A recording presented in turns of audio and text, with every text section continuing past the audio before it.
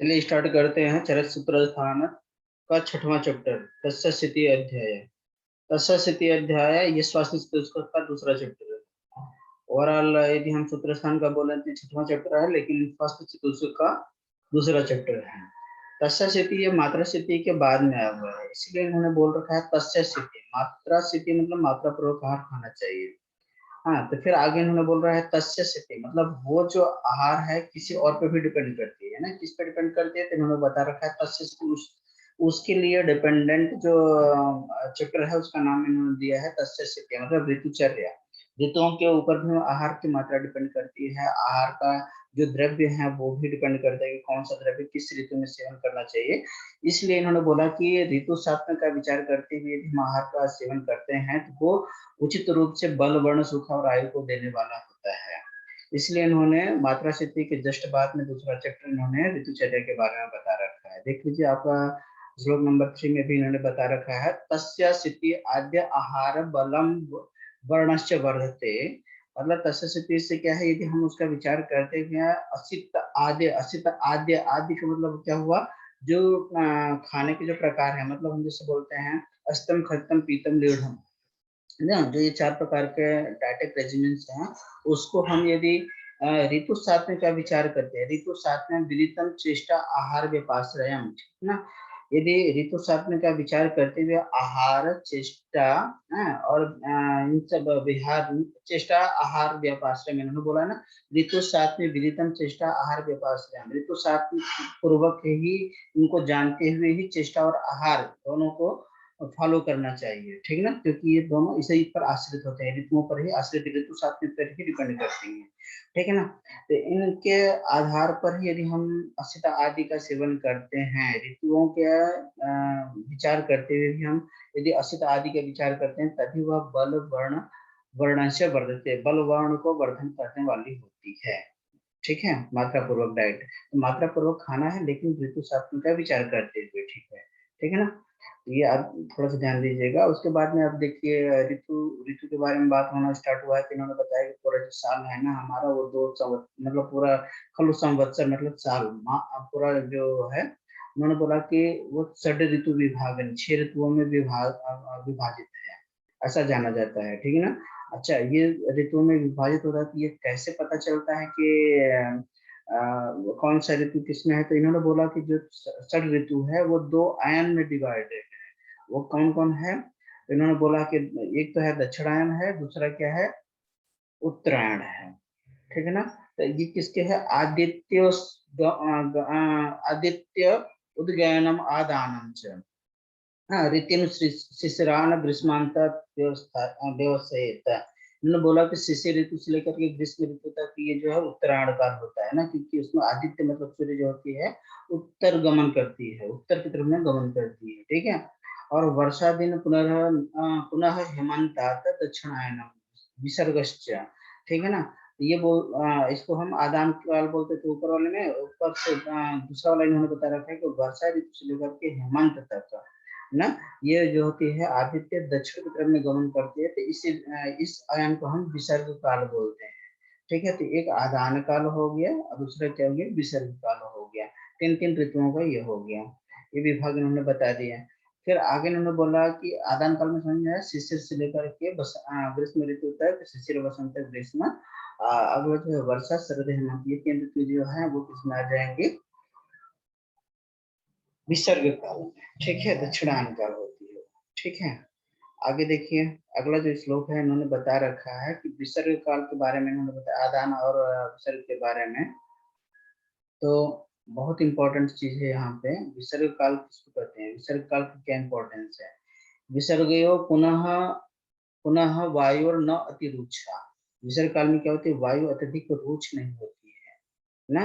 प्रवांति इतरे पुनः आदान है ना, इस तरह से बोल रहे हैं कि विसर्ग काल में अतिरुच हवा नहीं चलती है, इतरे पुनर्आदान है, पुनर्आदान में इतर मतलब जो आदान काल में है वो क्या होती है, इसके अलग होती है, मतलब अत्यधिक रुच हवा चलती है आदान काल में, ठीक है ना। तो इन्होंने बताया विसर्ग काल में अत्यधिक रुच हवा नहीं होती है, तो इन्होंने जिससे आप समझ रहे हैं ना, यथालोके तथा कंडे, जो बाहर की चीज में होगी, जो एक्सटर्नल इन्वायरमेंट की चीजें घटित होंगी वही क्या होंगी, बॉडी में भी घटित होंगी, वो फिजियोलॉजिकल चेंजेस आएंगे।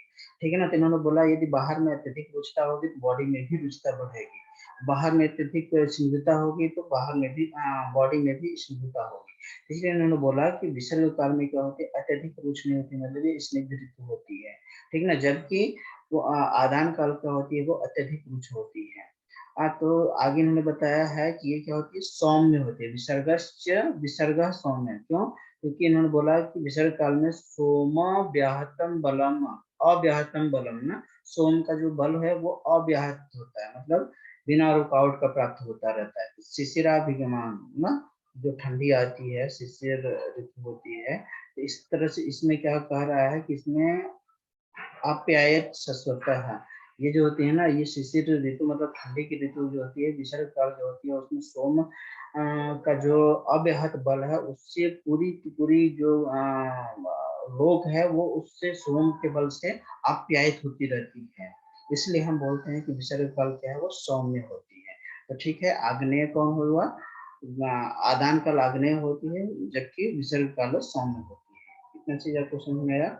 उसके बाद में देख लीजिए आदान काल के वर्णन के बारे में उन्होंने बोला यहाँ पे, आदान पुनः आग्नेय ना, आदान काल आग्नेय होता है, क्यों? तावत अर्क वायु सोमस्य काल स्वभाव मार्ग परिहितान काल ऋतु सदोष देह बल निवृत्ति प्रत्यय भूता समुद्दिश्यन्ते। इन्होंने बोला कि देखिए जब हमारे पास में ऋतु का बदलाव होता है तो ऋतुओं का, ऋतु में डिवीजन क्यों होती है, काल में डिवीजन क्यों होती है, तो इन्होंने बोला बहुत इंपॉर्टेंट चीज है यहाँ पे, सोम काल स्वभाव ना, अर्क वायु सोम काल स्वभाव मार्ग परिहितान, ये इंपॉर्टेंट है।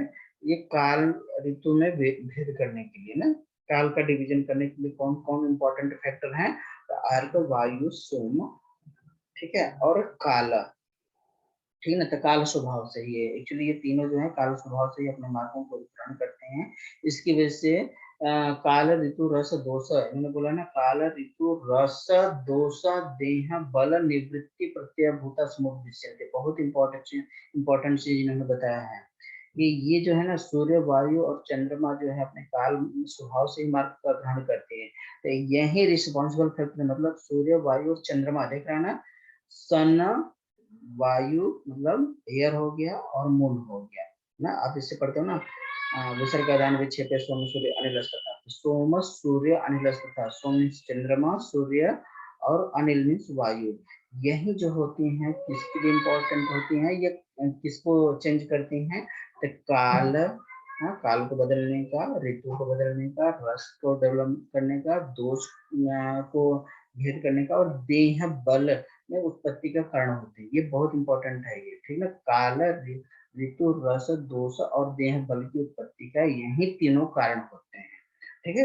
तो जैसे जैसे जगत में है वही वही बॉडी में भी है, ठीक है ना, तो याद रखिए इसको। अच्छा, उसके बाद में इन्होंने बोला है कि शारीरिक स्थिति क्या होती है, कैसे होती है ना आदान काल में, तो ग्रीष्म ऋतु यथा क्रमम रक्षात उत्पादयन्तो रुच्छान ना, ग्रीष्म ऋतु से में जो होती है, मतलब आदान काल में क्या होती है, यथा क्रम में रुक्षता उत्पन्न होती है।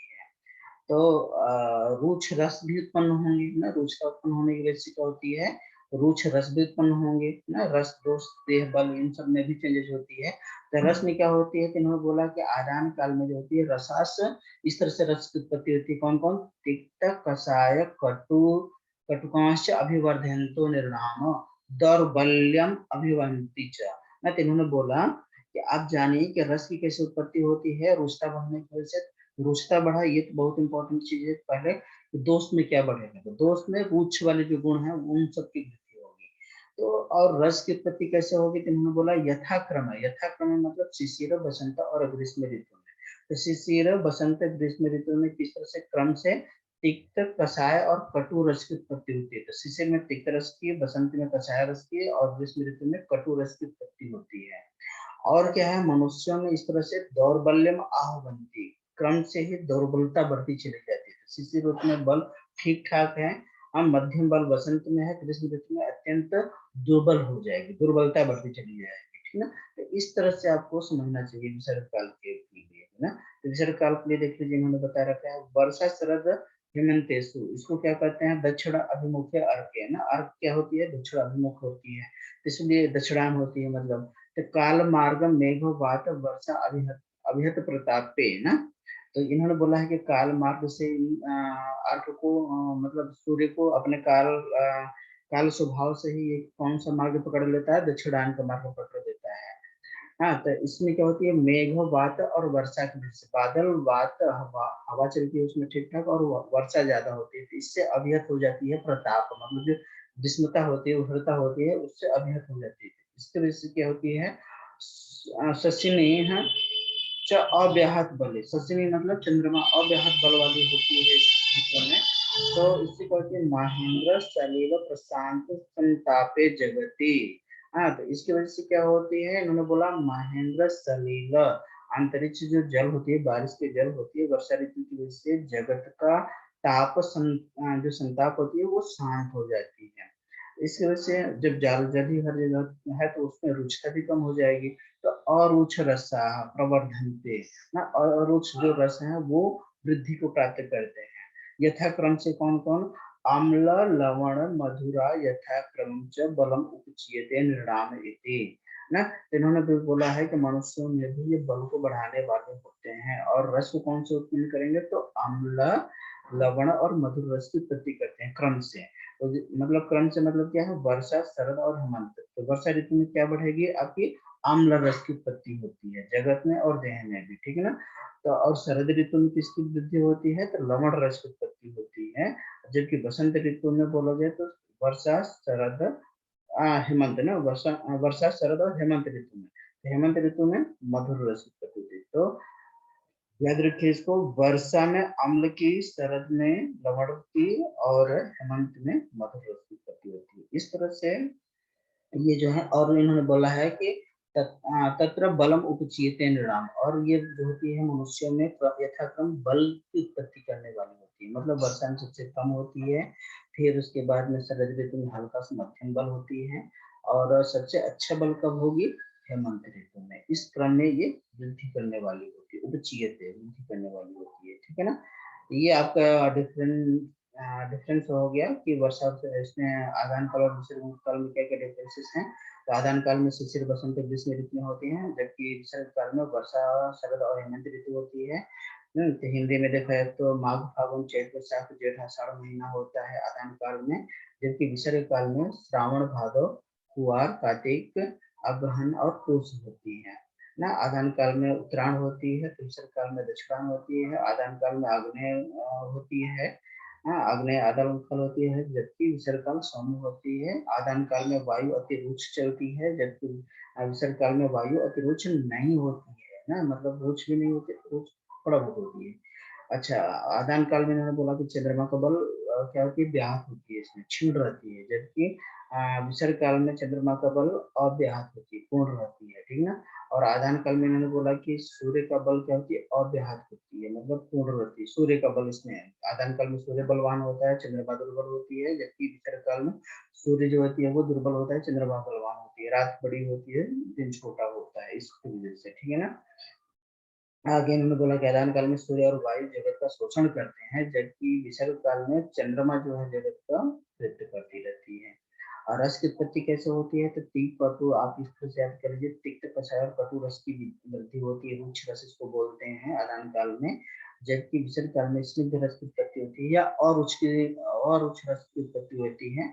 वो कौन कौन है, अम्ल लवण और मधुर रस की वृद्धि करने वाले होते हैं यथाक्रम से, ठीक है। आगे देख लीजिए, आदान काल में इन्होंने बता रखा है कि मनुष्य को यथाक्रम दुर्बलता की प्राप्ति होती है ना। जैसे शिशिर बसंत और ग्रीष्म में यथाक्रम दुर्बलता की प्राप्ति होती है, जबकि विसर्ग काल में मनुष्य को यथाक्रम बल की प्राप्ति होती है। मतलब क्रम से यदि हम बात करें तो वर्षा शरद और हेमंत ऋतु में क्रम से बल की प्राप्ति होती है, उसमें दुर्बलता की प्राप्ति हो रही है, इसमें बल की प्राप्ति होती है, ठीक ना। ये इस तरह से कंक्लूजन क्या निकल के है बल के ऊपर, आदव अंत्य च दौर्बल्यम, ठीक है ना। आदान काल का क्या हो, स्टार्टिंग हो, आदो मतलब स्टार्टिंग, और विसर्ग काल का अंत वाला जो है ना, तो आदो अंते ना। तो आदो अंते, यहाँ पे इन्होंने विसर्ग, पहले देखिए इन्होंने सबसे पहले किसका बात किया है, तो इन्होंने सबसे पहले विसर्ग ऋतु की बात की थी ना, विसर्ग का। तो यहाँ पर आपको आदो अंत्य से लेना है कि आप शुरुआत करिए विसर्ग काल से। विसर्ग को सबसे अच्छा काल बोला गया है, क्योंकि सपना का बलवान है। तो यहाँ पे मैंने शुरू के लिए विसर्ग काल, फिर आदान काल को ग्रहण करने के लिए बोला है, ठीक है। तो आदो अंत यहाँ पर आप ध्यान दीजिएगा। तो आदो में कौन सा है स्टार्टिंग में? विसर्ग काल का आदो है, स्टार्टिंग है। अंत किसका? आदान काल का अंत वाला। इसमें दौर्बल्यम, इसमें दुर्बलता प्राप्त होती है। मतलब कौन सी है?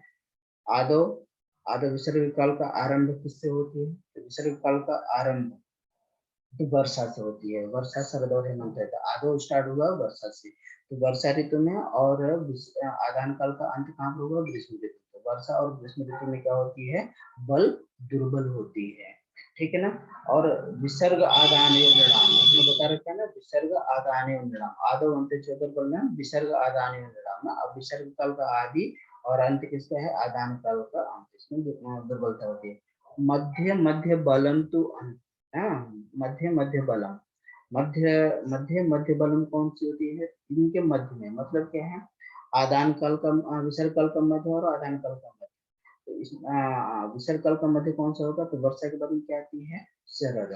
और उधर क्या हुआ? शिशिर के बाद में बसंत आती है, ठीक है ना। तो बीच वाला क्या हुआ? बसंत हुआ। तो बसंत उधर हुआ, इधर में क्या हुआ? शरद हुआ। इसमें मध्यम बलवान होती है। और अंते श्रेष्ठम अग्रच ना, अंते श्रेष्ठम अग्रच। हाँ, अब ये देखिए, अंतिम, अंतिम किसका? इन्होंने बोला अंतिम किसका? तो विसर्ग काल का अंतिम, ठीक ना। और अग्रे किसका? आदान काल का अग्र, मतलब शिशिर। इसमें क्या होती है? श्रेष्ठ होती है, मतलब बल क्या होती है? श्रेष्ठ होती है, अच्छी बल होती है, ठीक है। तो इस तरह से आप याद रखें इनको। आगे देख लीजिए। अब है यहाँ से स्टार्टिंग हमने किया है बल ना, ऋतुचर्या का इन्होंने स्टार्ट किया है यहाँ से।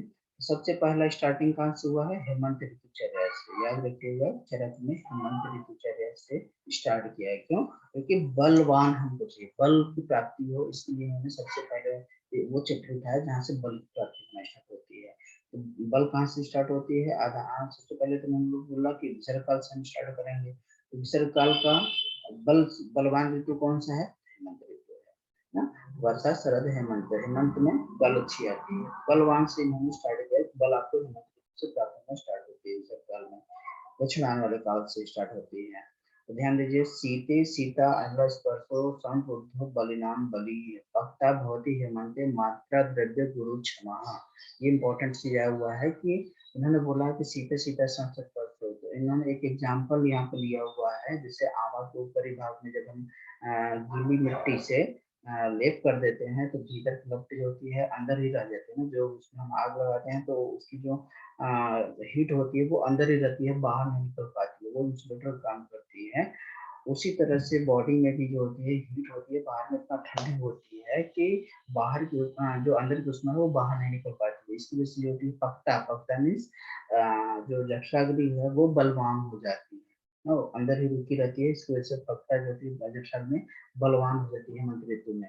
इस तरह से अग्नि बलवान जो हुई है वो मात्रा में और द्रव्य में, दोनों में जो गुरु है उन सबको भी ये पचाने में सक्षम होती है। मतलब अत्यधिक मात्रा में, गुरु मात्रा में भी आप यदि आहार द्रव्य को सेवन करते हैं तो भी उसको डाइजेस्ट कर लेती है। इवन की स्वभावतः जो गुरु द्रव्य है उनको भी आप सेवन करते हैं उसको भी डाइजेस्ट करने में सक्षम होती है, ठीक है। ये हो गया हेमंत ऋतु के बारे में अग्नि का इम्पोर्टेंस।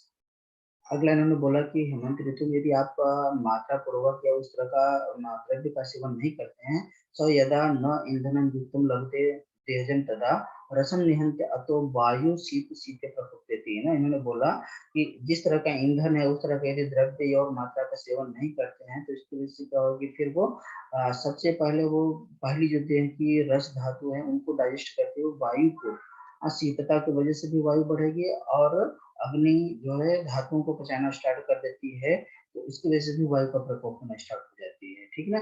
बहुत इंपॉर्टेंट है। इस तरह से इन्होंने बता रखा है, देखिए 6 में कि आहारान पचती सीखी। सबसे पहले आहार को ही बचाने की कोशिश करती है सीखी अग्नि। यदि नहीं मिलती है तो दोषान आहार वर्जिता, यदि आहार नहीं प्राप्त होती तो फिर दोषों को पाचन करना स्टार्ट करती है। दोष 6, यदि दोष पूरे 6 हो चुके हैं तो फिर उसके बाद में अचेत धातु ना, फिर धातुओं को पचाना स्टार्ट करती है। उसके बाद में जब धातुओं को भी पचा ले जाती है तो फिर लास्ट में प्राणान धातु छह ना, फिर धातुओं को पचा ले जाती है, फिर प्राण का भी वो पाचन करने लगती है, मतलब प्राण को भी पचा ले जाती है, मतलब प्राण का नाश करने वाली हो जाती है। ये बहुत इंपॉर्टेंट श्लोक है, छह से आया हुआ है। सबसे पहले आहार का, फिर उसके बाद में दोषों का पाप होती है, फिर दोषों के बाद में धातुओं का, धातु भी पच गए, फिर प्राण को भी डाइजेस्ट करने वाली हो जाती है ना। तो इसलिए आपको अग्नि पूर्वक, मतलब हेमंत ऋतु में जैसे आपने पढ़ा ना 50 चैप्टर मात्रा से आता, मात्रा पूर्वक डाइट लेना चाहिए। तो अग्नि बला पेछड़ी, मात्रा पुनः अग्नि बला पेछड़ी ने बताया, आहार मात्रा पुनः अग्नि बला पेछड़ी। तो आहार मात्रा किस पे डिपेंड करती है? अग्निबल। अग्निबल हेमंत ऋतु में बहुत ज्यादा है, तो इसकी वजह से आपको मात्रा भी ज्यादा होना चाहिए। और जो द्रव्यता हुआ बता रखा है उन्होंने, तो कुछ द्रव्य होते हैं जो स्वभाव से गुरु होते हैं, तो कम क्वांटिटी की जरूरत पड़ती है, तो गुरु द्रव्य आप यहाँ पे देना स्टार्ट करिए, क्योंकि अग्नि बहुत ज्यादा तीव्र है, तो अब ये गुरु द्रव्यों को भी डाइजेस्ट करने में सक्षम होगी। ठीक है, आगे देखिए। तो इस तरह से हम देखा जाए, कुछ एग्जाम्पल देखा है तो हेमंत ऋतु में किस तरह का आहार सेवन करना चाहिए। तो इन्होंने बताया है कि अग्नि की प्रबलता होती है, इसलिए इस वाले ऋतु में स्निग्ध पदार्थ, आम्ल, लवण, रस वाले डोमिनेंसी की जो चीजें हैं उनको आप सेवन करिए ना। और अति मेदस्वी, औदक मांस ना, आनुक मांस ना, फैट वाला एनिमल्स खाइए ना। और औदक मांस, आनुक मांस, बिलों में रहने वाले, बिलों में रहने वाले जैसे पौधा शाही इस तरह का होते हैं, इन सबको, इनका मांस खाने के लिए। प्रसह, प्रसह मतलब होता है जो छीन झपट के मांस को खाते हैं ना, दूसरे से छीन के खाते हैं, उनका मांस। ठीक है, उनका भुना हुआ मांस खाना चाहिए। और इस वाले ऋतु में उन्होंने बोल रखा है कि मदिरा, सिधु और मधु का पान करना चाहिए। बहुत इंपॉर्टेंट है ये, मदिरा, सिधु और मधु। हाँ, ठीक है, ये इनका पान करना चाहिए। मदिरा, सिधु और मधु का पान करने के लिए इन्होंने बता रखा है। हेमंत ऋतु में दूध के विकार मात्र ना, जैसे दूध के विकार हैं, दही, मलाई, छेना, रबड़ी जो भी है उसको खिलाइए। और ईख रस के विकार जो भी है हैवी, गुरु स्वभाव से जो होते हैं, वसा, तेल, नए चावल का भात ना, नवोदकम, बहुत इंपॉर्टेंट है ये नवोदकम ना। तो गो रसा, इछनी, विकृति, वसा, तैलम, नवोदकम, ये बहुत इंपॉर्टेंट है ये लाइन, तो इसको खाना चाहिए। ठीक है, मतलब ये सब क्या है, स्वभाव से ही गुरु द्रव्य है, इनका सेवन करने के लिए इन्होंने बता रखा है। और विहार, बहुत जो हमने बता रखा था कि व्यायाम जो है इस वाले चैप्टर में बताया हुआ है, व्यायाम मतलब विहार क्या करना है आपको। ठीक है ना। तो हेमंत ऋतुचर्या वाले चैप्टर में व्यायाम का डिस्क्रिप्शन चाहिए हुआ है, इसलिए वो जो व्यायाम का डिफिनेशन वगैरह है वो तो नौ पैमाना धरने वाले में आएगा, लेकिन विहार को यदि हम बोले व्यायाम मतलब क्या, विहार आपको किस तरह से करना है ना, कौन कौन सी चीजें आपको फॉलो करनी है।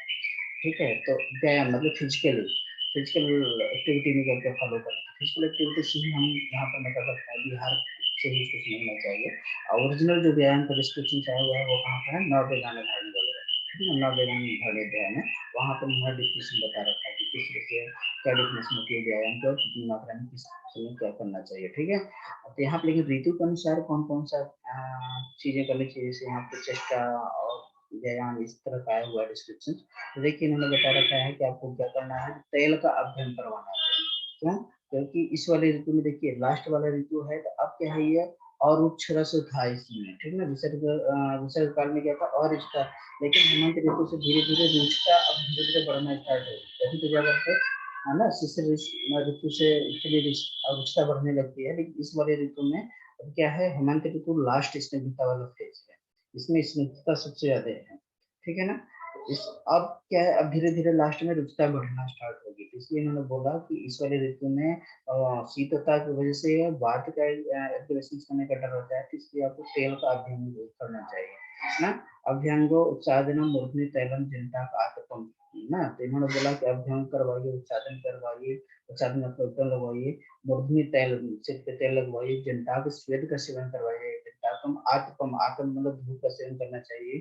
फिर इन्होंने बोला है कि भजेत भूमि गृहम च उष्णम गृहम गर्भ गृहम तथा ना। तो भूमि गृहम का मतलब है जहाँ पर ठंडक आपको कम लगे ना, अंडरग्राउंड वगैरह में रहिए आप ना, उष्ण भूमि गृह में रहिए, उष्ण गर्भ गृह में रहिए ना। और भी इन्होंने बोला है कि वाहन, शयन और आसन को कपड़े या पर्दे से ढक कर रखना चाहिए ना, ताकि कहते हैं ना जैसे गर्मी के सीजन में सीट जो होती है बहुत ज्यादा गर्म हो जाती है गाड़ी वगैरह का, और ठंडी वाले सीजन में बहुत ज्यादा ठंडक हो जाती है। आप बोलते हो इंसुलेटर वगैरह लगा के चलना चाहिए उस पे, या तो कपड़े वगैरह से ढक के रखिए उसको ना। शयन आसन इन सबको भी इन्होंने बोला कि कपड़े या पर्दे आदि से ढक के रखिए ताकि ज्यादा वो ठंडा ना हो जाए। आगे इन्होंने बोला है कि उन पर प्रवार मतलब रुई से बने हुए भारी वस्त्र, ना प्रवार बहुत इंपॉर्टेंट है, प्रवार आए हुए हैं यहाँ पर, ठीक है ना। प्रवार अजिना ना रोम वाली चर्म जो होती है उनसे, कौशिया प्रवीणी, प्रवीणी कुठक, इन सबको बिछा करके शरीर पर भारी और गर्म वस्तु को धारण करने के लिए बता रखा है ना। आप बोलते हैं वुलन कपड़े वगैरह हम धारण करेंगे तो उसको धारण करना चाहिए। जैसे कि अगरू का गाढ़ा लेप करने के लिए बता रखा है, अगरू का लेप करना है। अगरू क्या होती है, बहुत ज्यादा उष्ण होती है, तो इसका इन्होंने सेवन करने के लिए बता रखा है, ठीक ना। आलिंगे से अग्नि विदन धादि सुप्यात समद मंथ, समद मंथ था। इन्होंने बता रखा है कि आलिंगन करना चाहिए इस का उस पर, लेकिन अगरू का गाढ़ा लेप लगा करके, हाँ, उनका जो है उस वाली मधुमाती हुई नारी का आलिंगन करना चाहिए, करके सोना चाहिए, ये इन्होंने बता रखा है। प्रकामचन शिव मैथुन शिशिरागम है, और इसलिए इस वाले में बोला है कि सेक्सुअल एक्टिविटी में आपको आप यथा इच्छा अनुसार आप इसमें सेक्सुअल डिजायर को आप सेटिस्फाई कर सकते हैं, मतलब सेक्स कर सकते हैं, ठीक है। अगला इन्होंने बता रखा है, देखिए ये किसमें था, ये हेमंत ऋतु में। बहुत इंपॉर्टेंट चीज है कि जब बल आपको बहुत ज्यादा हो तभी आप ये बोलिए कि मैथुन वगैरह करना है, तो वो यथा यथा इष्ट यथेष्ट मैथुन कर सकता है। लेकिन बाकी ऋतु में इन्होंने बता रखा है क्योंकि बल इसमें बहुत ज्यादा है, बल ठीक ठाक है तो उसकी वजह से आप कर सकते हैं। अच्छा, हेमंत ऋतु में किस चीज का वर्जन करना चाहिए, किस आहार विहार का वर्जन है, इसके कॉन्ट्राइंडिकेशन इसका क्या है, तो वर्जेत अन्नपाने अन्नपानानि वातलानि लघुच्च है ना, तो वातल चीजों को और लघु चीजों को मैंने बता रखा है, मना किया गया है। जो वात बढ़ाने वाले हैं और लघु द्रव्य हैं, हाँ, उन आहार विहार का उन्होंने मना किया है। प्रभात प्रमित आहारम उन्मंथन आगमे, उन्होंने बोला कि प्रभात का ना, जो मतलब तीव्र वायु जहाँ पर चल रही है, और प्रमित आहार मतलब नकातुला जो भोजन है, और इन्होंने बोला है कि मंथ मंथ मतलब जल में घुले हुए सत्तू आदि का सेवन करने के लिए मना किया है ना, इन सबको नहीं सेवन करना चाहिए। सेवन करने से क्या होती है, आपको बहुत ज्यादा वात बढ़ना शुरू हो जाएगी, ये लघु द्रव्य होते हैं, ठीक ना। आगे इन्होंने बता रखा है कि शिशिर ऋतु, ये ध्यान दीजिए कभी भी लोग सत्तू का सेवन ठंडियों में नहीं करते, गर्मी सीजन में करते, यही रीजन था, ठीक है। आगे ध्यान दीजिएगा शिशिर ऋतुचर्या, शिशिर ऋतुचर्या करीब करीब सेम होगा हेमंत ऋतुचर्या, क्योंकि उसमें भी बल बढ़ा हुआ है, इसमें भी बल बढ़ा हुआ है, ठीक है। देख लीजिए, तो हेमंत और शिशिर दोनों में सामान्यता होती है, थोड़ा सा विशेषता होती है इसमें, क्या होती है, क्योंकि ये आधान काल में पहुंच गया है, शिशिर क्या है आधान काल में पहुंच गया, तो इसमें रुचता आना स्टार्ट हो जाती है ना। मेघ वायु और वर्षा के कारण विशेष शीत पड़ने लगती है, इसमें विशेष ठंडक ठंडक बढ़ने लगती है ना, वायु भी चलने लगती है, वायु चलेगी तभी मेघ मेघ वगैरह आएगी, तो मेघ वर्षा और वायु इन सब की वजह से क्या होती है, हेमंत ऋतु में शिशिर ऋतु में अत्यधिक ठंडी पड़ती है, विशेष रूप से तीव्र वायु उसमें चलती रहती है, तो आपको उसमें उष्ण गृह में निवास करना चाहिए, और निवास जगह पर आप रखिए, निवास जगह मतलब तीव्र वायु रहित वाली जगह पर आप रखिए। इसमें खाने पीने की चीजें क्या है, वही जो हेमंत ऋतुचर्या में आपको बताया गया है, वही आपको डाइटिक रेजिमेंट्स आहार और विहार दोनों सेम चीजें हैं उसमें, ठीक है। किसका सेवन नहीं करना चाहिए, तो सेम चीज इसमें भी बता रखा है इन्होंने कि कटुतिक्त कषाय आड़े ना, जो वात को बढ़ाने वाली चीजें है, कटुतिक्त और कषाय इसका सेवन नहीं करना चाहिए। वातलानी लघु, ठीक है ना, तो वात और लघु द्रव्यों का सेवन मना है, वर्जित अन्नपानानि शिशिर शीतलानि च, और शीतल द्रव्यों का सेवन वर्जित है इसमें। अब आइए हम बात करते हैं बसंत ऋतुचर्या के बारे में। तो बसंत ऋतु में क्या इन्होंने बता रखा है, बसंती ऋतुश्लेष्मा दिन क्रुद्धा भी रीति है कायाग्नि बाधते रोगा तथा प्रकुपित बहुत, इन्होंने बताया है बसंत ऋतु में जो संचित हुआ है हेमंत और शिशिर ऋतु में जो संचित कफ है, वो बसंत ऋतु में क्या है, वो निश्चित पिघलना स्टार्ट हो जाती है, क्यों, दिना कृत भीत है ना, इन्होंने बोला है कि दिन के क्रुद्ध होने की वजह से, दिन में जो है सूर्य की किरणों से प्रेरित होकर के जो हेमंत ऋतु में जो संचित हुआ कफ है, हेमंत और शिशिर ऋतु में संचित हुआ जो कफ है, वो बसंत ऋतु में पिघलने लगती है, द्रवीभूत होने लगती है। इसकी वजह से क्या होती है, लिक्विफाई होकर वो जठराग्नि को मंद कर देती है, कायाग्नि बाधते है ना, कायाग्नि बाधते मतलब जठराग्नि को मंद करने लगती है। इस तरह से इस वाले ऋतु में अत्यधिक कफज रोगों को उत्पन्न करती है, ठीक है ना। तो इसलिए आपको क्या करवाना चाहिए इसमें, तस्मात बसंते कर्माणि वमन आदि कारये, तो इसलिए बसंत ऋतु में आपको वमन आदि जो पंचकर्म है वो करवाना चाहिए, ठीक है। कफ को शमन करने वाले कर्मों को करना चाहिए। अच्छा, तो बसंत ऋतु में ये बता रहे हैं कि आपको खाना पीना क्या चाहिए तो बाद में बताएंगे, लेकिन आपको क्या चीज नहीं खाना चाहिए बहुत इंपॉर्टेंट है, क्योंकि इसमें ऑलरेडी कफ बहुत ज्यादा बढ़ा हुआ है ना। तो कफ पिघल के बढ़ा हुआ है, तो इसके लिए आपको उसकी कभी भी गुरु चीज का सेवन नहीं करना चाहिए, करिए ना। तो गुरु आम्ल स्निग्ध मधुर दिवा स्वप्न च वर्जयेत, ये बहुत इंपॉर्टेंट है। गुरु आम्ल स्निग्ध मधुर दीवा स्वप्न च वर्जयेत, तो बसंत ऋतु में बिल्कुल ही गुरु द्रव्य, आम्ल द्रव्य, स्निग्ध द्रव्य, मधुर द्रव्य, हाँ, तो आम्ला और मधुर तो बिल्कुल ही सेवन मत करिए, स्निग्ध द्रव्य का भी सेवन मत करिए, गुरु द्रव्य का सेवन नहीं करना है, दीवा स्वप्न नहीं लेना है, दिन में नहीं सोना है, ठीक है।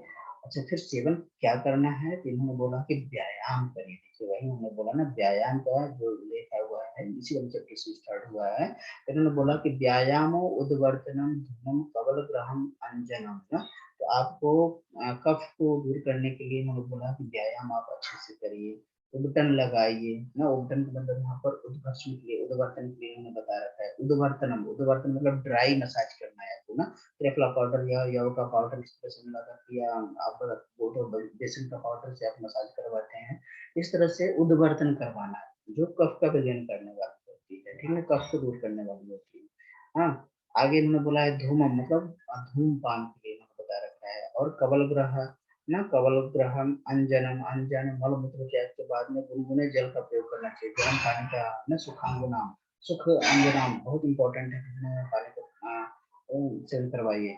आगे इन्होंने बोला है कि इसमें मिले हुए चंदन और अगरू का शरीर पर लेप हो, जौ गेहूं सरभ खरगोश काला हरिण, मतलब जंगल पशु पक्षियों का मांस खिला रहा है ना। जो नॉन वेजिटेरियन है उनको जंगल मांस, मतलब लघु जो मांस है, लघु क्वालिटी वाले जो मांस है उन्हीं का सेवन करवाना है।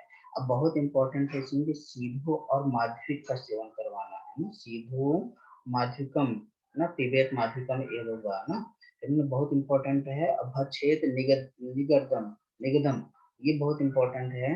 अभक्षेत निर्गदम, निर्गदम मतलब दोष रहित होना चाहिए, मतलब प्योर होना चाहिए क्या, सीधु और माध्यमिक का पान करवाना चाहिए। बहुत माध्यमिक मतलब मधु से जो निर्मित हुआ है, मध्य उसको माध्यमिक बोलते हैं। तो हनी का जो बना हुआ है वो और ज्यादा वो कफ को दूर करने वाला होगा। हनी तो आप सेवन कर ही सकते हैं वो कफ को दूर करने के लिए, लेकिन माध्यमिक जो होती है और ज्यादा कफ को दूर करने वाला होता है, ठीक है ना। इस तरह से। और बसंत ऋतु है, तो बसंत ऋतु में हमें बिल्कुल बोला कि साइकोलॉजिकली जो आपको चाहिए, स्त्री और उपवन की यौवन का आप अनुभव करते रहिए। इसमें बसंत आप त्योहार भी मनाते हैं ना, बसंत उत्सव भी मनाते हैं, तो आप उसको मनाते रहिए, ठीक है ना, उसका आप आनंद लीजिए। आगे इन्होंने बोला है कि अब देखिए थोड़ा सा इम्पोर्टेंट चीज है, घनाते किसके लिए टर्म आता है, शरद ऋतु के लिए। तुषार काल किसके लिए बोला गया है, हेमंत ऋतु के लिए, ठीक है ना। हाँ, तो मैथुन का वर्णन किस ऋतु में किया गया है, वर्षा और ग्रीष्म ऋतु में, क्योंकि अल्प बल वाला होता है, इसलिए इसमें मैथुन एकदम टोटली वर्णित कर देते हैं, एकदम मत करवाइए, ठीक है। फिर स्वस्थ वृत्त का उल्लेख चरक सुश्रुत ने किस वाले चैप्टर में किया है, तो अनागत बाधा प्रत्यय वाले चैप्टर में हमने स्वस्थ वृत्त का वर्णन किया है। उसके चैप्टर का नाम मैंने बोला है अनागत बाधा प्रत्यय, जबकि आपके यहाँ कहाँ पर आया हुआ है, मात्रा स्थिति, तस्य स्थिति, इन सब चैप्टर में स्वस्थ वृत्त का उल्लेख हुआ है। आगे पूरा स्वास्थ्य चरित्र में भी इन्होंने बता रखा है, ठीक ना। नववेदांत छोटे वाले चैप्टर में बाकी जो स्वास्थ्य की चीजें हैं वहाँ पर आया हुआ है। सदवृत्त का वर्णन कहाँ पर आया हुआ है, इंद्र प्रहरी वाले चैप्टर में आया हुआ है। ये सभी स्वस्थ वृत्त विषय सब्जेक्ट हैं, ठीक है ना। आगे देखिए ग्रीष्म ऋतुचर्या के बारे में हम बात करते हैं। तो ग्रीष्म ऋतुचर्या में क्या है, तो आपको क्या चीज सेवन करना चाहिए इसमें। ग्रीष्म ऋतु में उन्होंने बोला है कि ग्रीष्म ऋतु में सूर्य अपने किरणों के द्वारा संसार के स्नेह को सूख लेता है ना, बहुत ज्यादा अब इसमें बढ़ने लगी है उष्णता, ठीक है। तो रुचिता भी बहुत ज्यादा बढ़ गई, तो इसके इस काल में जो होती है क्या चीज का आप सेवन करना चाहिए आपको, बोला इस काल में मधुर रस, शीत वीर्य वाले द्रव्य, द्रव और स्निग्ध अन्नपान सेवन करना चाहिए। चीनी के साथ शीतल मंथ का सेवन करना चाहिए, मतलब मंथ इसमें सेवन करने के लिए देखिए बताया हुआ है, ठीक है ना। मंथ का सेवन हेमंत ऋतु में नहीं करना चाहिए, शिशिर ऋतु में नहीं करना चाहिए, लेकिन यहाँ पर उन्होंने बोला शीतल स्व शर्करा मंथन न, शीतल जल मिला करके और शर्करा मिला करके मंथ का सेवन करना चाहिए। और जो नॉन वेजिटेरियन है वो जंगल पशु पक्षियों का, मृग पक्षी इन सब का सेवन करिए। घृत पय बहुत इंपॉर्टेंट हमें बता रखा है, घृत और पय का सेवन करने के लिए, ठीक है। घृत पय स्वशाल्यम अन्यम, ठीक है। तो घृत पय स्वशाल्यम अन्यम भजित कृष्ण नौसित, ठीक है। ग्रीष्म ऋतु में क्या मैंने बोला है कि घृत मिला करके, दूध मिला करके चावल का सेवन करने से, मतलब खीर का सेवन ज्यादातर आप करिए इस वाले ऋतु में, ठीक है ना। बल का नाश नहीं हो पाता है इसलिए खीर का सेवन करवाने से ना, तो खीर बहुत इंपॉर्टेंट है इस चीज में। आगे देखिए इन्होंने बता रखा है कि सत्तू को शीतल जल में मिला के, तो क्या इन्होंने बताया चरकोत्कार में जो योगेंद्रनाथ सेन है वो क्या बता रखे हैं कि सत्व सदृशा युक्त शीत वर्णाम परिपूता ना, इन्होंने बोला सत्तू में सर्दी मिलाइए और शीत वारी, है ना, ठंडा जल मिला करके इसको आपको न अति सांद्र, अत्यधिक गाढ़ा नहीं होना चाहिए, बहुत इंपॉर्टेंट चीज इन्होंने बताया, न अति सांद्र और ज्यादा गाढ़ा सत्तू बना करके सेवन नहीं करवाना चाहिए, ठीक है ना, क्योंकि वो हैवी हो जाएगी। सांद्र ज्यादा होगा तो क्या हो जाएगा, अत्यधिक गाढ़ा मतलब हैवी हो जाएगी, मतलब गुरु हो जाएगी, तो फिर वो ज्यादा दिक्कत हो जाएगी। तो अधिक पतला भी नहीं होना चाहिए, अधिक गाढ़ा भी नहीं होना चाहिए, ना अच्छा अच्छा, मतलब अत्यधिक पतला भी नहीं होना चाहिए, ना अति सांद्र अच्छा, अत्यधिक गाढ़ा भी नहीं होना चाहिए। ग्रीष्म ऋतु में इस तरह का सब्जी का सेवन करवाना चाहिए, ठीक है। आगे देखिए, तो इन्होंने बता रखा है आगे ग्रीष्म ऋतु में क्या चीज का वर्जन करना चाहिए ना, क्या चीज नहीं आपको सेवन करवाना चाहिए। तो इसके लिए इन्होंने बताया है ग्रीष्म ऋतु में वर्ज्य आहार विहार का क्या है। ग्रीष्म ऋतु में उन्होंने बोला है कि अल्पम मध्यम, अल्प मध्य का सेवन करवाइए, क्योंकि उसमें होती है वेदे में अल्पम मध्यम ना, अल्प मदिरा का अत्यधिक अल्प मात्रा में सेवन करवाना है ना, बहुत इंपॉर्टेंट है। ग्रीष्म ऋतु में हमें तो मदिरा का सेवन कम करने के लिए बोला है। आगे इन्होंने बोला है कि या तो नहीं ही पीना चाहिए, ना होगा ना, अल्प पीना चाहिए या तो नहीं ही पीना चाहिए, सो बहुत कम, या तो पीना भी है तो अत्यधिक जल मिलाकर पीना चाहिए, ठीक है। तो इन्होंने बोला कि दारू पीने वालों के लिए बहुत इंपॉर्टेंट चीज है, या तो अल्प पिलाइए या तो ना पिलाइए, या तो बहुत पीने का मन भी कर रहा है तो बहुत ज्यादा उसको पानी मिलाकर पिलाइए, ठीक है ना, ताकि उसको जल्दी जो है पेट भर जाएगा, ठीक है, कम मात्रा में मदिरा का सेवन कर पाएगा। अच्छा आगे इन्होंने बोला है कि और क्या चीज नहीं करना चाहिए, तो इन्होंने बोला कि व्यायाम का सेवन नहीं करना चाहिए, तो वर्षा और ग्रीष्म ऋतु में व्यायाम का सेवन कम करना चाहिए, ये तो नहीं ही करना चाहिए ना, हल्का करना चाहिए। और लवण अम्ल और कट्टु, हाँ कट्टु उष्णानी इन सब व्यायाम च वर्जयेत, लवण अम्ल कट्टु और उष्ण चीजों का और व्यायाम का सेवन नहीं करना चाहिए। ध्यान दीजिए जितनी भी उष्ण वाली चीजें ना, लवण हो गया, अम्ल हो गया, कटु हो गया, उसकी चीजों का उन्होंने मना कर रखा है। ग्रीष्म ऋतु में फिर विहार किस तरह से करना चाहिए, तो उन्होंने बोला दीवा शीत गृह निद्रा ना, दिन में शीत गृह में निद्रा का सेवन करना चाहिए। बाकी हर ऋतु में उन्होंने मना किया, लेकिन ग्रीष्म ऋतु में बोल रहा था कि दीवा स्वप्न आप लीजिए ना। अच्छा इन्होंने बोला है कि इसी रात में क्या करना चाहिए, चंद्र अंशु शीतल है, चंद्रांशु शीतल है, चंद्रांशु शीतल है, चंद्र के जो किरणों के द्वारा शीतल जगह प्राप्त होना चाहिए ना, ऐसी जगह होना चाहिए, मतलब हवा का छत प्राप्त होगी, यहाँ पे छत रात वगैरह है। भजे चंदनम विदिग्धात प्रभाते ह्यर्म मस्तके, आपको मस्तक वगैरह पे चंदन वगैरह का लेप लगाना चाहिए, ठीक है, शरीर में और मस्तक को चंदन का लेप लगाइए। मोती मणि आज से देह को अलंकृत करके चंदन मिलेगी, जैसे ठंडी की पंखे की हवा लेना चाहिए ना, व्यंजने है पहाड़ी संस्कृत से चंदन उदक शीतल है सिद्ध मानो भजेत अस्य मुक्ता मणि विभूषित काननानि च शीतलानि जलानि कुसुमानि च ग्रीष्मकाले निषेधित मैथुनाद विरतो मैथुनादि विरतो नरः, बहुत इंपॉर्टेंट चीज बताया है कि मैथुन का सेवन नहीं करवाना चाहिए, बहुत इंपॉर्टेंट चीज, ठीक है। आगे देखिए वर्षा ऋतु की बात कर लेते हैं, हाँ उसी के बाद में है वर्षा ऋतु। तो वर्षा ऋतु में क्या है, आदान दुर्बल देह, पत्ता बहुत दुर्बल है ना, आदान काल में जो दुर्बल देह है उससे जो है अग्नि इसमें भी बहुत दुर्बल रहती है। सब वर्षासु अनिलादि नाम दूषण बाधित पुनः, इसकी जो होती है वर्षा ऋतु में वायु आदि जो होती है ना वो बहुत दूषित होती है ना, इसमें बहुत ज्यादा दूषित रहती है, दुर्बल शरीर, एक जठराग्नि दुर्बल रहती है इसमें। और इसमें बोल रहा है कि वर्षा ऋतु आ जाने की वजह से दूषित बतादी दोष से दूषित जठराग्नि और भी दुर्बल हो जाती है ना, इसमें वायु ज्यादा बहुत ज्यादा छूटी है, दूषित हो जाती है इस वाले ऋतु में, स्थगिता क्लेरता रहती है ना इस वाले ऋतु में, इसकी वजह से जो होती है वो बहुत ज्यादा अग्नि को दुर्बल करने वाली होती है। इस ऋतु में भूमि से वाष्प निकलती है, देख रहे हैं ना, आकाश से जल बरसने तथा जल का अम्ल विपाक होने के कारण अग्नि का बल अत्यधिक क्षीण हो जाती है। इसमें क्या होती है, वाष्प निकलती है, बहुत ज्यादा उमस रहती है ना। उसके बाद में और भी उन्होंने बता रखा है अम्ल विपाक हो जाती है।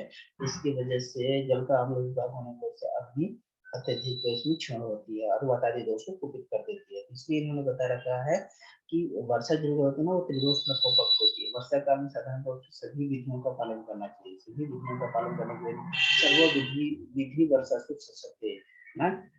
तस्मात साधारण साधारण सर्वो विधि विधि वर्षा से सकते हैं। इसलिए मैं बोला कि इसलिए इस वाले ऋतु में साधारणतः सभी ऋतुओं के समान ही आपको इसमें भी विधि पूर्वक ही आपको नियम को पालन करना चाहिए ना। अग्नि का विशेष विचार करना चाहिए। इन्होंने बताया, देखिए अग्नि अत्यधिक दुर्बल हो चुकी थी। इन्होंने बोला कि वर्षा ऋतु में जो ग्रीष्म ऋतु में आप मंत्र ले रहे थे ना, उसका सेवन इसमें इन्होंने बोला छोड़ दीजिए, एकदम छोड़ दीजिए। दीवा स्वप्न का एकदम सेवन छोड़ दीजिए। प्रोस्याया उसकी बोध में टहलना वगैरह ये सब छोड़ दीजिए।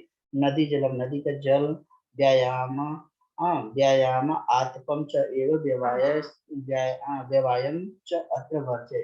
इसमें भी देखिए व्यवहार का इन्होंने वर्णन किया है। तो वर्षा ऋतु और ग्रीष्म ऋतु दोनों में व्यवहार का वर्णन किया है इन्होंने। और क्या चीज इन्होंने बताया, व्यायाम का भी वर्णन किया है उसमें, ग्रीष्म ऋतु में भी और वर्षा ऋतु में भी। उदमंथन उदमंथन मतलब सब तो नहीं सेवन करना है। ग्रीष्म ऋतु में आप सेवन कर रहे थे, इस वाले ऋतु में नहीं सेवन करना है। दीवा स्वप्न नहीं करना है और उसकी गोद में नहीं डालना है। नदी का जल का सेवन नहीं करना है। व्यायाम आतप और व्यवहार का सेवन नहीं करना है। बहुत इंपॉर्टेंट चीज है। आगे इन्होंने बताया वर्षा ऋतु में फिर करना क्या है, सेवन क्या करना है। तो पान भोजन संस्कार प्राय छौत्रान वितान में देखा। इन्होंने बोला है कि जो मधु होती है ना, शहद जो होती है वो क्या है, वो योगवाह प्रॉपर्टी वाली होती है। तो योगवाह प्रॉपर्टी होती है तो ये हर जगह हर जगह को पहुंचाने में सक्षम होती है। इसलिए इन्होंने बोला कि पान भोजन संस्कार आना, खाने पीने की चीजें होती है ना, भोजन और पीने की जो चीजें हैं उनको छौद्र से आप संस्कारित करके दीजिए ना, उसमें मधु मिला करके आप दीजिए। तो ऐसे चीजों का सेवन करवाना है। खाने पीने की चीजों में आपको मधु मिला के लेना चाहिए। आगे इन्होंने क्या बोला है, व्यक्त अम्ल लवण स्नेहम वात वर्षा कुले कुले हमी ना। आगे इन्होंने क्या बता रखा है, देखिए तो इन्होंने बोला कि वात और वर्षा से भरे उन विशेष शीत वाले दिनों में अम्ल तथा लवण रस और स्नेह द्रव्यों की प्रधानता भोजन में रखनी चाहिए, ठीक ना। इससे जिससे कि अग्नि बढ़ेगा। अग्नि किससे बढ़ती है, देखिए अम्ल से बढ़ेगी, लवण रस से बढ़ेगी और कौन चाहिए, स्निग्ध द्रव्य होना चाहिए, खेतादी की प्रधानता होनी चाहिए। अब बहुत इंपॉर्टेंट चीज है ना। तो वर्षा ऋतु में आपको अम्ल द्रव्य सेवन करिए, लवण रस सेवन करिए, जब नींबू वाला रस खाइए उसमें नींबू वाला अचार जो होती है वो, और प्लस में स्नेह द्रव्य से सिद्ध है ना, घी वगैरह जरूर खाइए इससे पहले। इससे जो कि जठराग्नि की रक्षा होती है। पुरुषों के भोजन में पुराने जौ, और इसमें हल्का चीज ले रहा है तो पुराना नवा अन्न पान कहाँ पर था, हेमंत ऋतु में था। जबकि यहाँ पे क्या बोल रहा है, पुराना जौ गेहूं चावल का प्रयोग करना चाहिए। मांसाहारी व्यक्तियों के लिए इस वाले द्रव्य में जानवर पशु पक्षी के मांस का सेवन कर सकते हैं, ठीक है।